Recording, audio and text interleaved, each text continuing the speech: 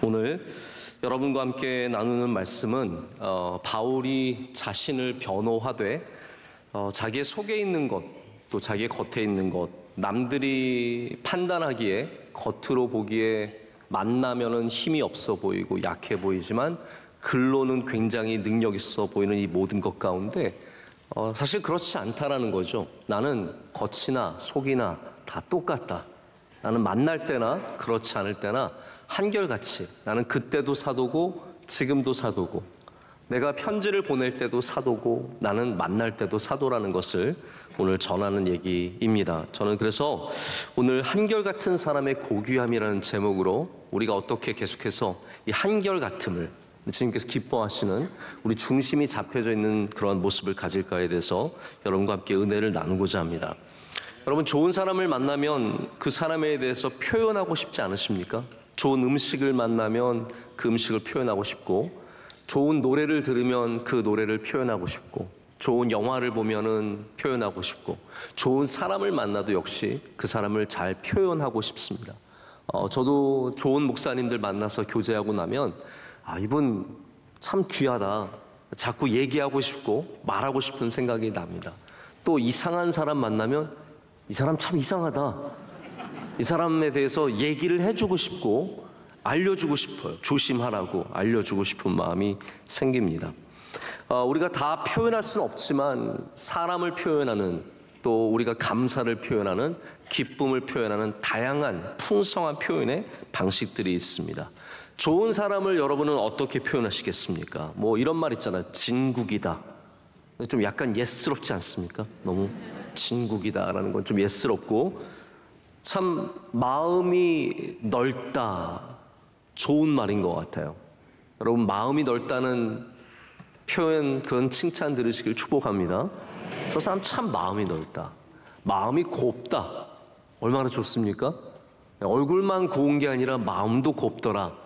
여러분, 그런 칭찬 들으시기를 축복합니다.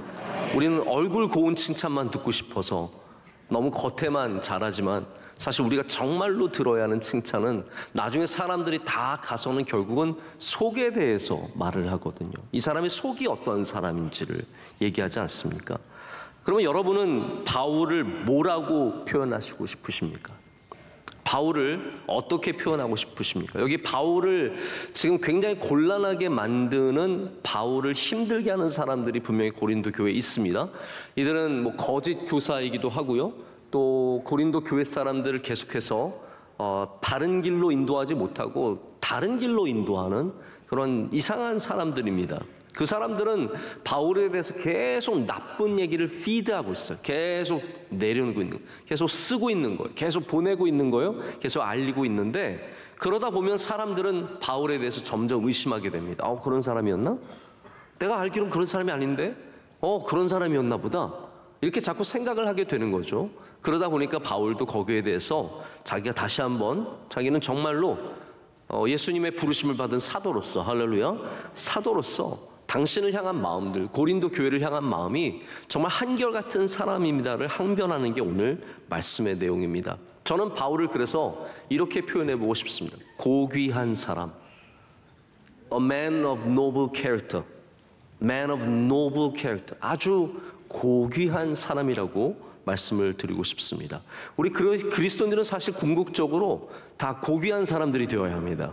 근데 고귀하다라는 말이 남들과 다르게 뭐 클래스가 높고 잘 살고 아니면 되게 점잖고 예의를 잘 갖추고 그런 것을 떠나서 여러분의 가치가 있는 것이 고귀한 사람 아니겠습니까?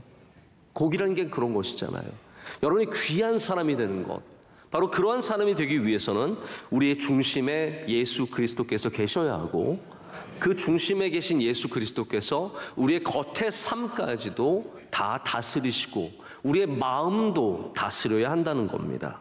우리가 겉으로만 어떻게 충성할 수 있겠습니까? 몸은 충성하고 있지만 속으로는 계속 궁시렁거리고 불평하고 비판하면, 오늘 새벽에 누가 그랬죠? 누가 그러다가 예수님 배반했습니까? 가룟 유다잖아요. 이 질문 같지도 않은 질문에 여러분이 우물쭈물하시면 저는 어떡하라고요? 네.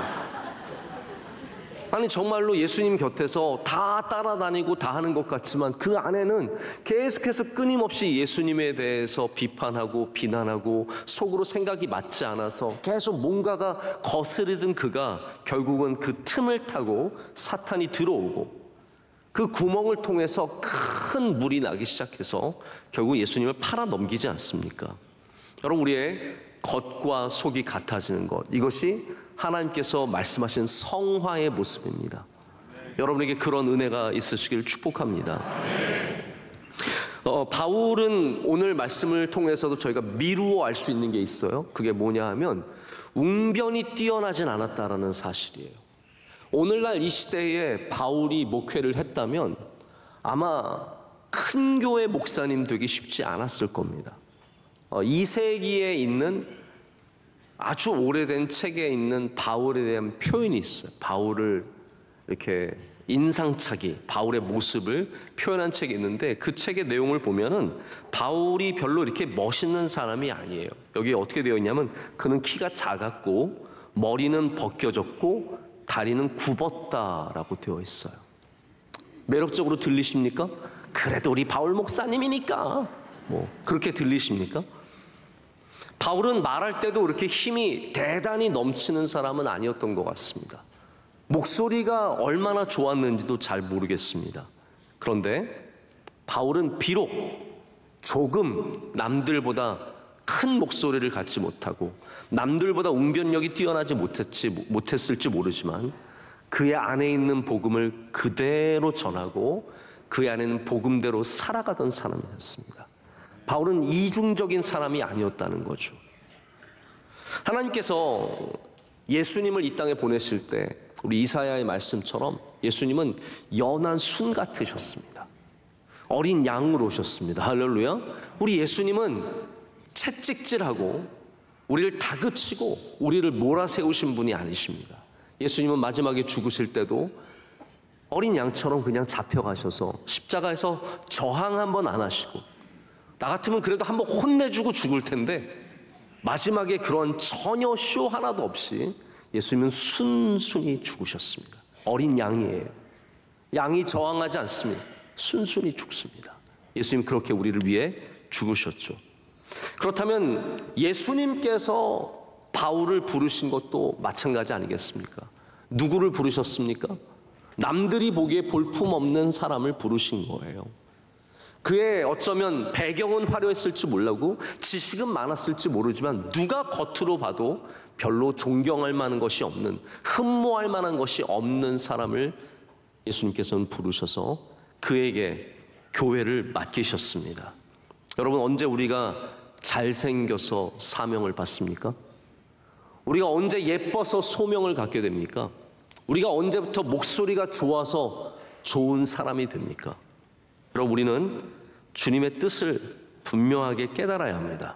주님께서는 작고 연약하고 어린 양 같은 사람들을 부르셔서 주님의 일을 맡겨주시고 그리고 귀하게 사용해 주시는 줄로 믿습니다. 바울은 그렇게 사도에 대한 확신을 갖고 있었는데 현실은 굉장히 어려웠습니다. 바울의 목소리로, 바울의 얼굴로, 바울의 모습으로 사람들에게 나타났을 때 그는 사랑받지 못했던 거죠. 많은 사람들이 그를 비난했습니다. 오늘 특별히 나오는 비난이 있죠. 편지는 힘이 있다. 글은 힘이 있다. 그러나 만나면 별거 없다. 이게 사람을 참 주눅들게 하는 말입니다. 여러분, 사람이 주눅이 들면요, 그 다음부터는 잘하던 것도 못하게 돼요. 사람을 자꾸 몰아세우면요, 잘하던 것도 못하게 됩니다. 여러분, 사람이 주눅들면 앞에서 마음껏 할 수가 없습니다. 목사가 주눅이 들면 앞에서 설교할 때 말 한마디 떼는 게 참 어렵습니다. 여러분, 우리 명성교회 왜 다른 교회 목사님들이 오셔서 날아다니는지 아세요? 왜 이렇게 좋아하실까요?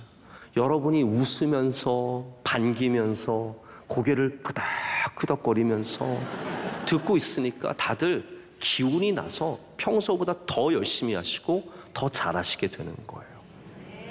근데 고린도 교회는 한마디로 말해서 바울을 지금 주눅들게 하는 겁니다. 야, 참 너 힘없다. 너 말에는 능력이 없다. 당신은 별로다.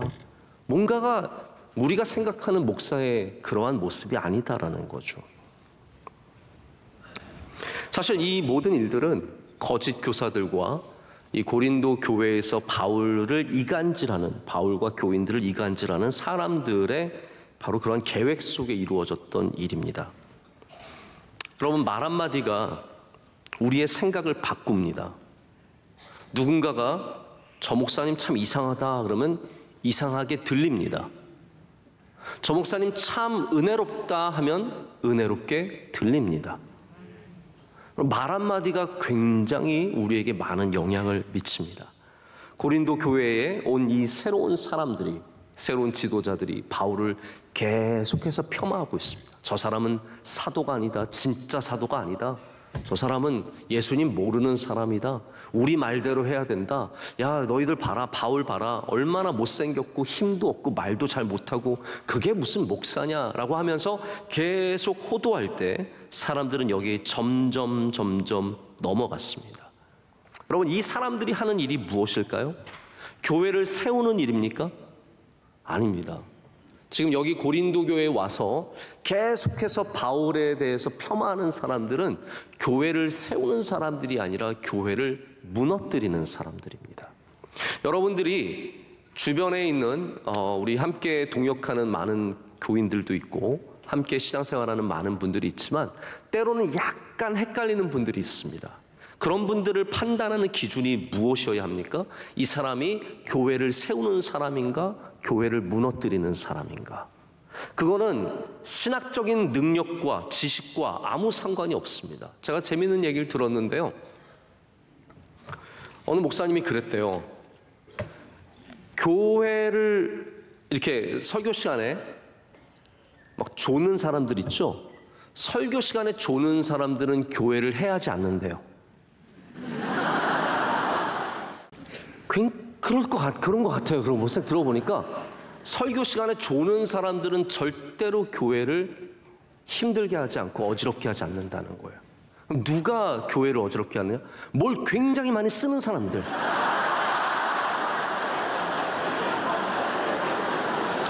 갑자기 노트 다 집어넣고 계시는데 막 정신 바짝 차리고 모든 말씀 하나 그러면서 막 쓰시는 분들이, 근데 저는 그렇게 표현하고 싶진 않고요. 많이 쓰시길 축복합니다. 쓸 게 있으면 써야죠. 저도 이렇게 설교할 때 이건 죄송한, 저 원로 목사님 뭘 많이 쓰고 계세요. 제가 설교하고 있잖아요. 원로 목사님 쓰고 계세요. 그래서 나중에 알고 보면 목사님 설교 준비하고 계시는 거예요.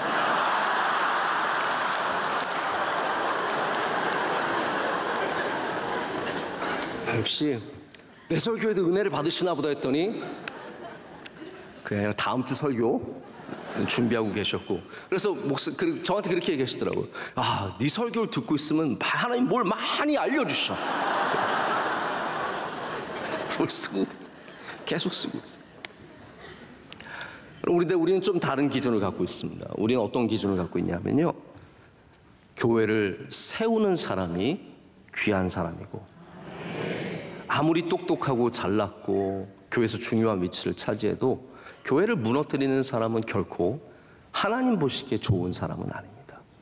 세상에 보기에 대단해 보일 수도 있고 좋아 보일 수도 있지만 하나님의 뜻에 맞지는 않습니다. 오늘 바울을 경계하는 사람들, 바울을 계속해서 폄하하는 사람들은 절대적으로 교회를 무너뜨리는 사람들의 모습입니다. 자, 그래서 고귀한 사람 첫 번째 모습은 세우는 사람입니다. 세우는 사람. 오늘 말씀에도 8절에 이렇게 되어 있습니다. 8절 말씀 한번 우리 다 같이 한번 함께 읽어보겠습니다. 주께서 주신 권세는 너희를 무너뜨리려고 하신 것이 아니요 세우려고 하신 것이니 내가 이에 대하여 지나치게 자랑하여도 부끄럽지 아니하니라. 아멘. 하나님께서 바울에게, 예수님께서 바울에게 권세를 주셨습니다. 이 권세는 무엇입니까? 바울이 지금 여기서 자기 스스로 변증하는, 자기가 보호하는 자신의 권세는 어떤 세상적인 권세를 말하는 것이 아닙니다. 교회의 어떤 직분과 타이틀도 아닙니다. 바울이 지금 보호하려는 권세가 무엇입니까? 그것은 바로 자기가 보내심을 받았다고 하는 그 소명입니다. 바울의 권세는 그것밖에 없습니다. 바울이 지금 잘 배운 것을 자랑하는 것도 아니고, 그의 집이 유력한 집안이라고 자랑하는 것도 아니고, 그가 글을 잘 쓴다고 자랑하는 것도 아니고, 그의 권세는 오직 주의 복음을 전하는 그 소명입니다. 그것이 그의 영향력이었고 그의 힘이었고 그가 가진 모든 것이었어요. 한마디로 말하자면, 우리 바울을 계속 제가 목사라고 표현하는 것을 양해해 주시길 바랍니다. 바울이 목사라면 오늘 이렇게 말하는 거예요. 내가 보호할 수 있고 내가 꼭 붙잡아야 하는 것은 나를 부르신 그 목사의 직분 하나뿐이라는 거예요. 근데 그 권세, 그 영향력이 바울에게는 어떻게 힘이 되어서 사역을 하게 될까요? 이 권세를 통해서 바울이 하고자 하는 것은 딱 하나밖에 없습니다. 그것이 무엇입니까? 내가 명예를 얻고 내가 돈을 벌고 사람들에게 인정받는 것입니까? 아니에요. 바울이 말하는 이 권세가 갖고 있는 오직 유일한 목적은 교회를 세우는 거예요. 너희들을 세우려 한다라는 거죠. 너희들을 무너뜨리려고 하는 것이 아니라 너희를 세우기 위해서 하나님께서 내게 이 권세를 주셨다라는 겁니다. 바울이 갖고 있는 권세는 다른 권세가 아니라 교회를 세우는, 그리스도인들을 세우는, 오늘 말씀에는 너희를 세우려 한다라고 말하고 있습니다. 하나님께서 우리에게 주신 모든 것, 하나님께서 우리에게 주신 것은 좋은 것입니다. 할렐루야. 하나님께서 우리에게 주신 것은 좋은 것입니다. 자녀가 떡을 달라고 하는데 하나님께서 돌을 주시지 아니하시고, 우리가 생선을 달라고 하는데 하나님께서 뱀을 주시지 않으십니다. 하나님은 우리에게 좋은 것을 주시는 분이십니다. 그 모든 좋은 것의 목적은 바로 세우는 곳에 있어야 합니다. 여러분이 받은 어떠한 능력과 권세와 위치와 모든 것들은 하나님의 나라를 세워가는 일에 쓰임을 받아야 합니다. 돈을 버셨습니까? 하나님의 나라를 세워가는 데 쓰시길 축복합니다. 높은 자리에 올라가셨습니까? 하나님의 뜻을 세우는데 쓰시길 축복합니다. 건강이 있으십니까? 하나님의 사랑과 하나님의 은혜를 이 땅 가운데 세워가는 일에 쓰시길 축복합니다. 이것이 우리가 갖고 있는 모든 좋은 것의 목적입니다. 이거는 건축 용어입니다. 세운다라는 말은 건축 용어예요. 그래서 영어에도 뭐 쉽게는 빌드업이라고 할 수 있는데 좀 더 어려운 성에 edifying이라고 되어 있습니다. edifying도 건축 용어죠. 세우는 겁니다. 헬라어로는 오이코도메예요. 이 오이코스라는 말이 집이라는 뜻이고요, 도메라는 말이 짓다라는 뜻이에요. 집을 짓는다라는 말입니다. 모든 권세는 하나님께서 이렇게 집을 짓듯이 우리로 하여금 지어가는 일을 맡기시는 겁니다. 예수님께서 이 땅에서 몫으로 생활하셨을 때 집을 세우셨죠. 바울도 장막 깁는 일을 통해서 장막을 세웠습니다. 마찬가지로 사도의 권세로 우리가 이 땅에서 함께 해야 되는 일은 세우는 일인 줄로 믿습니다. 찬양대에 들어가시면 찬양대를 세우시고, 교구에 들어가시면 교구를 세우시고, 가정을 시작하시면 가정을 세우시고, 우리 교회에 속해 있으면 교회를 함께 세워가야 할 줄로 믿습니다. 하나님은 우리 집을 무너뜨리려고 무엇인가를 주시는 분은 아니십니다. 그래서 내가 너 때문에 망했다는 엄격하게, 아주 테크니컬하게 말해서 잘못된 말입니다. 왜냐하면 하나님께서 여러분에게 망하라고 짝을 주시진 않기 때문입니다. 하나님께서 주신 모든 것들은 우리를 복되게 하시고, 할렐루야, 잘되게 하시는 목적을 갖고 있습니다. 그런데 우리가 어디를 가보면 무너뜨리는 사람이 있고 반대로 세우는 사람이 있습니다. 이번에도 저희 교회가 여러 국가의 선교사님들을 파송했습니다. 캄보디아에 2명의 목사님이 가셨고, 에티오피아에 1명의 전도사님이 가셨고, 스페인의 마드리드에 또 한 분의 목사님이 가셨습니다. 그 외에도 우리 수많은 선교사님들이, 지금 여기도 우리 우크라이나에서 오시고 에티오피아에서 오신 선교사님들 계신데, 많은 선교사님들이 주님의 주신 권세를 갖고, 그게 대단한 건 아니지만 그 권세를 갖고 거기에 가서 교회를 세우고 교인들을 세우고 주님의 나라를 세우는 일들을 감당합니다. 만약에 그 권세를 갖고 가서 무너뜨리는 일을 한다면 그것은 하나님의 보내심을 거스르는 일이고 우리 교회가 보낸 이유를 거스르는 일입니다. 우리도 선교사님 많이 파송하다 보면 가서 무너뜨리는 사람들이 있어요. 그거는 교회의 뜻과 전혀 상관없이 내 맘대로 내 권세를 갖고 휘두를 때 그런 일들이 생기는 겁니다. 아, 내가 몇 년 차 목사고 내가 어떠한 능력이 있고 내가 뭐가 있는데 이러면서 거기에 가서 사람들을 힘들게 하고 열심을 내서 온 선교지에 온 사람들을 시험 들게 하는 일들이 얼마나 많은지 모릅니다. 여러분, 우리를 보내신 분의 뜻을 거스르지 않으려면 우리는 세우는 일을 해야 합니다. 그것이 주신 권세의 목적이라는 거예요. 여러분이 어떤 권세를 가졌든지 그 목적은 바로 교인들과 주님의 나라를 세우는 일들에 쓰임을 받아야 합니다. 아주 오래전에 저희 교회가 큰 연합 집회에 교역자 한 명을 파송했습니다. 연합 집회를 하면요, 대부분 우리 원로 목사님께서 위원장을 많이 하셨습니다. 우리나라 여러 연합 집회 항상 원로 목사님께서 하세요. 제가 그래서 궁금해서 한번 이렇게 그냥 저와 전혀 상관없는 분들 얘기를 들어보니까 원로 목사님이 하시면 함께 따라오는 사람들, 다른 교육자들, 수많은 이런 교회들이 함께 따라오는 팀들이 많기 때문에 원로 목사님을 세워야 집회가 잘 된다는 거예요.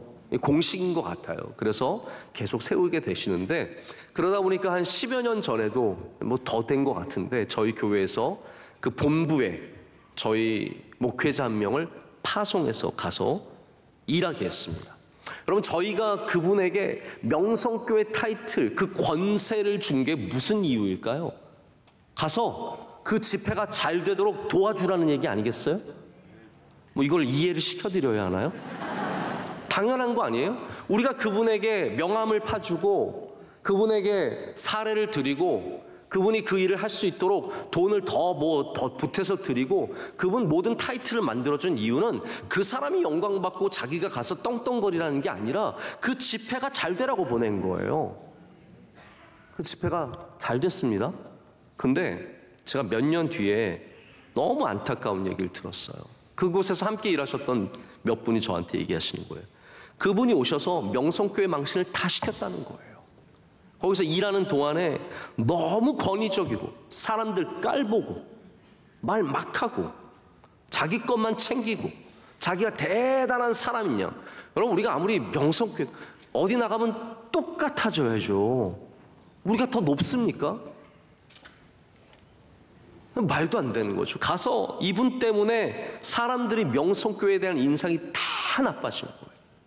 연합 집회에 가서 그렇게 되면 어떻게 되겠습니까? 반대로 어떤 분은 제가 아는 목사님, 우리 교회 출신 목사님 8.15 성회에 가서 본부에서 또 수고를 했습니다. 우리 8.15는 원로 목사님께서 여러 번 설교 때 말씀하셔서 아시죠? 네, 더운 날 구름 쫙 밀려오고 그랬던 집회.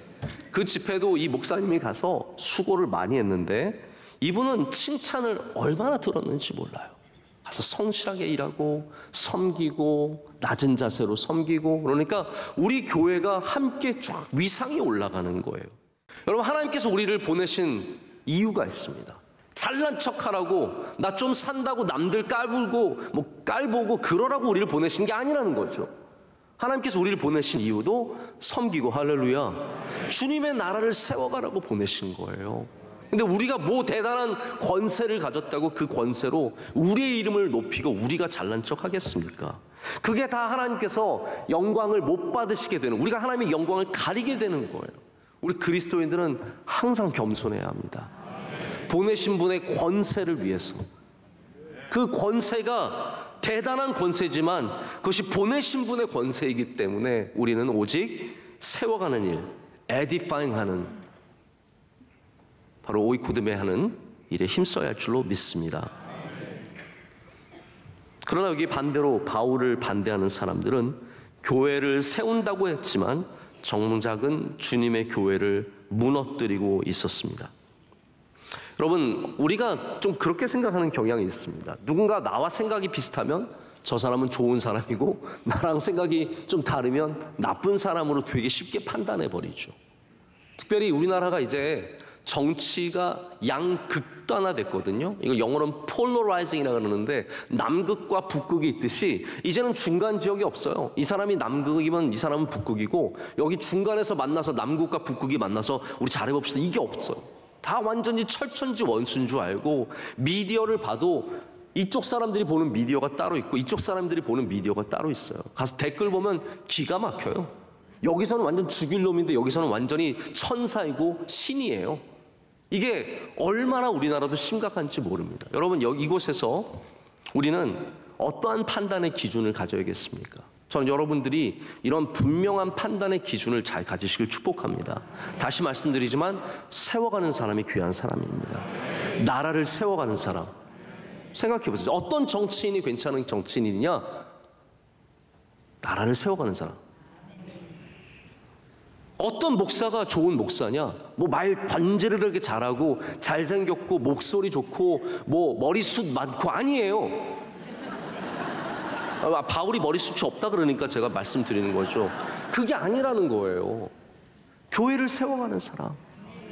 할렐루야. 그 권세로 교회를 세워가는 사람이 진짜 목사지. 자기가 갖고 있는 권세로 교회를 무너뜨리면 그게 어떻게 목사라고 할 수 있겠습니까? 두 번째는 고귀한 사람은 위협하지 않습니다. 오늘 말씀에 바울이 9절에 이는 내가 편지들로 너희를 놀라게 하려는 것 같이 생각하지 않게 함이라 라고 되어 있습니다. 이 말이 무슨 말이냐면요, 내가 편지를 통해서 너희들을 위협한 것이 아니다 라고 말을 하고 있는 겁니다.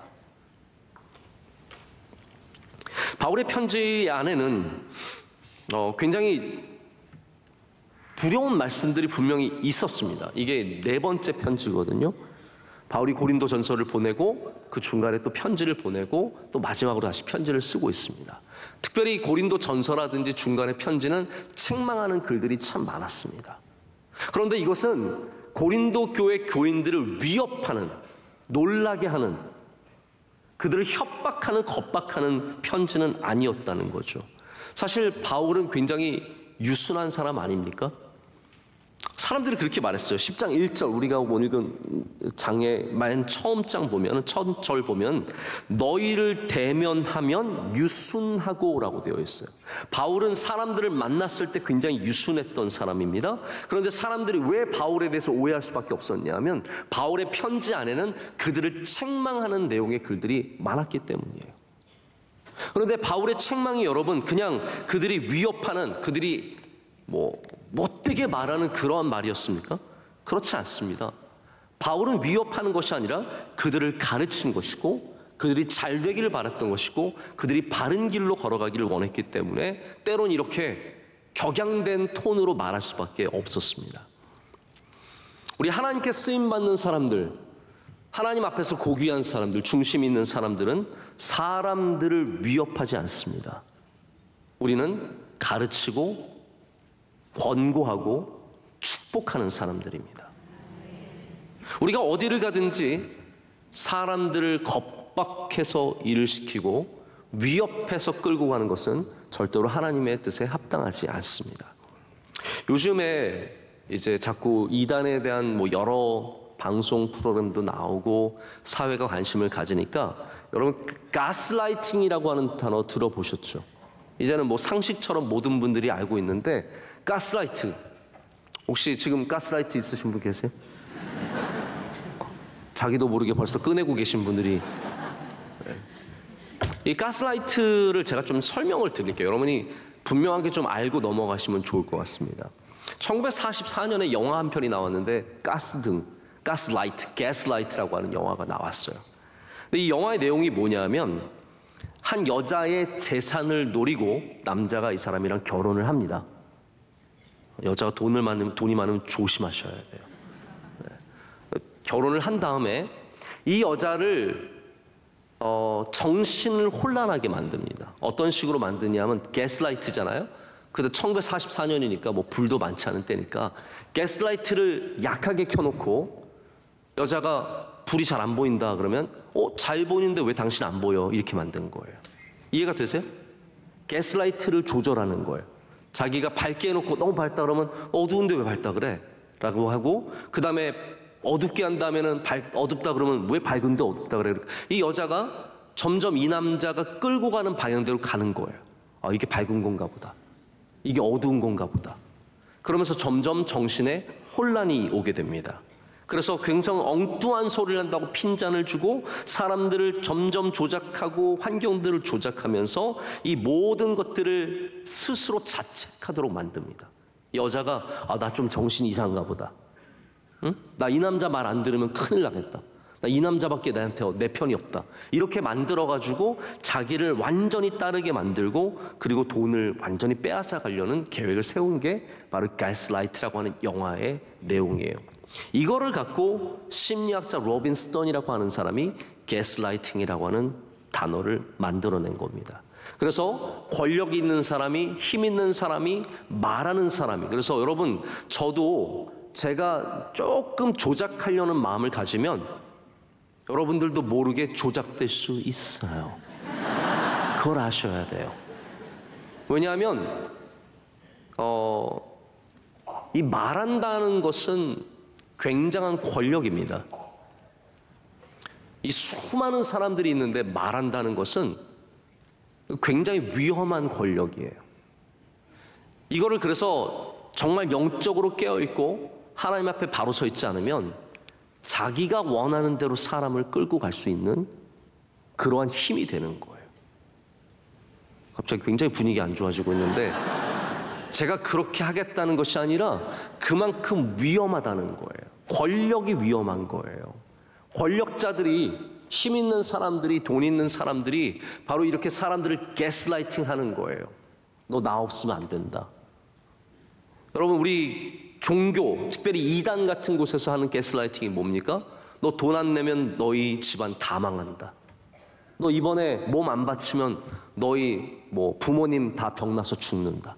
이런 말들을 서슴지 않고 하면 우리는 미친 소리를 왜 들어? 라고 생각을 하겠죠. 그러나 그 안에 있는 사람은, 그 권력의 지배를 받고 있는 사람은 다 거기에 빠져서 넘어갈 수밖에 없는 거예요. 너 이거 안 하면 지옥 간다. 너 나 따르지 않으면 너희 집 멸망한다. 내 말대로 안 하면 너 갖고 있는 거 다 뺏긴다. 이 가스라이팅이 그렇게 위험하고 무서운 겁니다. 인간은 연약한 존재입니다. 위협에 우리는 쉽게 넘어갑니다. 하지만 복음은 가스라이팅이 아닙니다. 복음은 진리입니다. 복음은 좋은 소식입니다. 위협하는 게 아니에요. 너 이러면 다 망하니까 따라와. 아니에요. 우리는 망하니까 따라오는 것이 아니라 구원받기 때문에 따라가는 겁니다. 우리는 위협을 당해서 주님을 찾아가는 것이 아니라 우리는 진리를 믿기 때문에 주님을 따라가는 것입니다. 그래서 우리가 복음의 위협을 담으면 잘못하는 겁니다.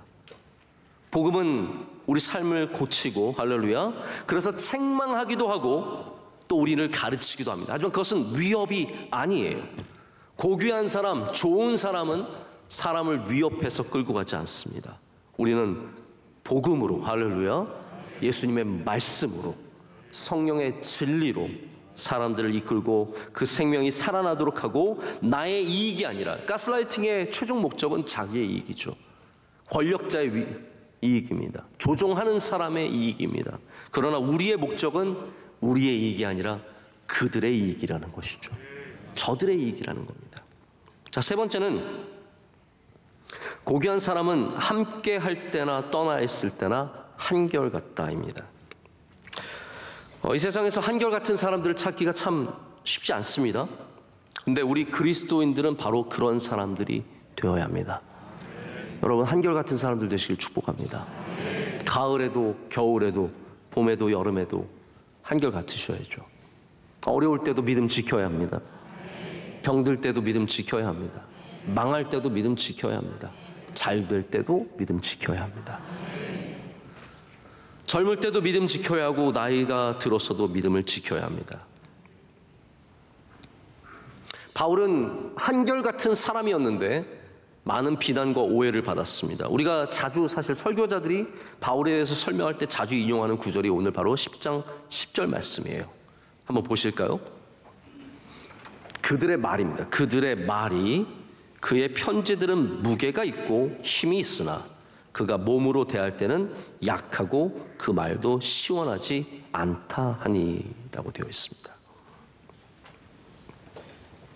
바울은 글에 힘이 있었지만 몸과 말은 매력이 하나도 없었다는 말입니다. 여러분, 우리 한결같다는 것의 중요한 기준이 앞에서나 뒤에서나 겉으로나 속으로나 같다라는 거 아니겠습니까? 바울은 근데 진짜 엉뚱한 걸로 공격을 받았어요. 이거는 뭐 속마음이 같냐 아니냐도 아니에요. 여러분, 사람이 공격을 받아도 어떤 정당한 걸로 공격을 받으면 인정을 하는데요, 진짜 말도 안 되는 치사한 걸로 공격하면 사람 굉장히 서럽습니다. 바울이 뭘로 공격을 받았습니까? 사람이 겉으로는 못됐는데, 혹은 겉으로는 착한데 안으로는 못됐다, 이런 거면 이해가 가요? 근데 지금 바울이 공격받는 것은 글은 힘이 있는데 말은 시원찮다예요. 이게 뭐 대단한 문제예요? 이게 뭐 도덕적인 문제입니까? 이게 어떤 말씀의 능력에 대한 문제예요? 아닌데 사람들은 별거 아닌 걸로 사람을 나쁘게 몰아가는 경향이 있습니다. 별거 아닌데도 그걸로 큰 문제를 삼으면 그것이 나빠지는 것이죠. 그럼 내용이 다른 것 같아요. 능력이 다르다는 거예요. 겉의 능력과 내 안의 능력. 한마디로 이런 거죠. 목사님 책으로 볼 때는 목사님이 참 말씀이 귀했는데 목사님 설교는 정말 못 들어주겠네요, 이거예요. 사실 저도 그럴 때가 있어요. 제가 어떤 목사님, 제가 참 존경하는 목사님인데 그분 책을 제가 가끔씩 찾아서 봅니다. 내용이 참 깊고 은혜가 있어요.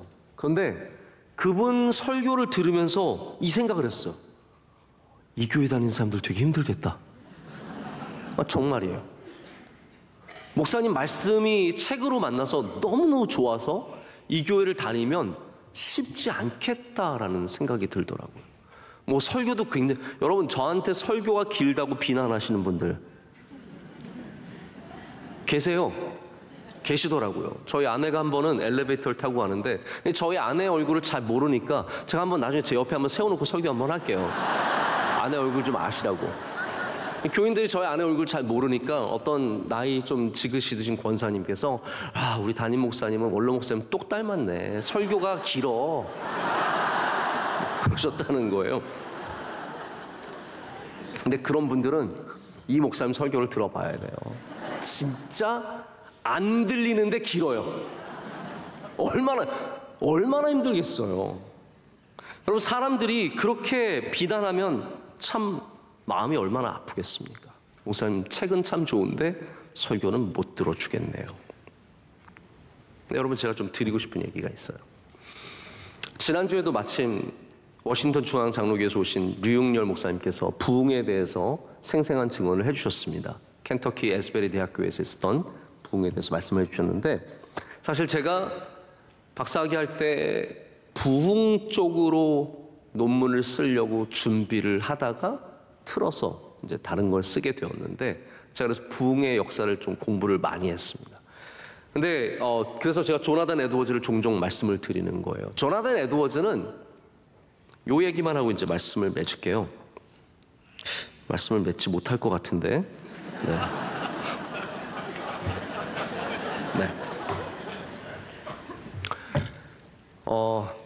조나단 에드워즈는 철학자예요. 그래서 우리가 생각하는 부흥사와 거리가 굉장히 멉니다.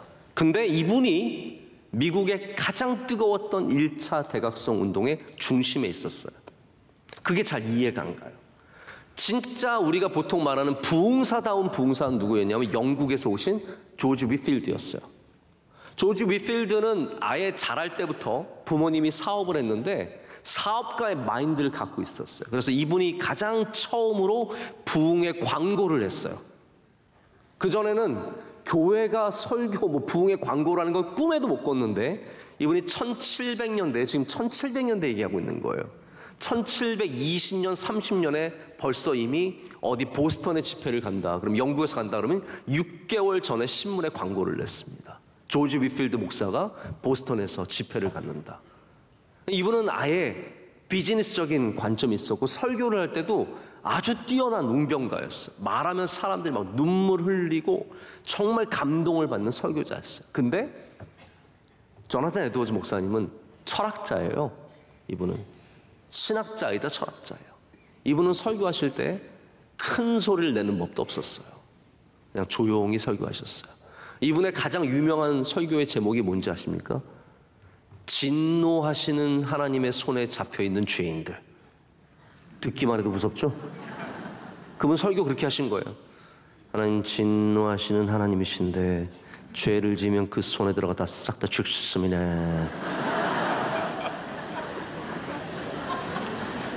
근데 그 설교의 결말은 우리가 진노하시는 하나님의 손에 잡히면 살아난다는 말씀이거든요. 그 손에 잡히면 살아난다는 말씀이에요. 근데 이분이 그렇게 조용히 설교하실 때 이 매사추세츠 노스햄턴이라고 하는 도시에 어마어마한 붕이 일어났습니다. 여러분, 말의 능력은 목소리에 달려있는 것이 아니라 하나님의 말씀의 능력에 달려있는 겁니다. 말씀의 능력은 이 사람이 얼마나 뛰어난 웅변가에 달려있는 것이 아니라 성령의 역사에 달려있는 겁니다. 그래서 가장 졸린 목소리로도 부흥이 일어날 수 있고 어마어마하게 떠들지만 머리만 아플 수도 있습니다. 여러분, 우리 교회는 말씀의 교회가 되기를 원합니다. 그것은 목소리가 커서도 작아서도 좋아서도 나빠서도가 아니라 오직 예수 그리스도의 복음으로 인해서 우리 모두가 은혜 받기를 간절히 소망합니다. 이제 정말로 말씀을 맺을게요. 이제 맺을 수 있습니다. 우리가 한결같은 사람이 되려면, 이 고귀한 사람이 되려면, 그러면 마지막으로 어떤 기준을 가지면 가능할까요?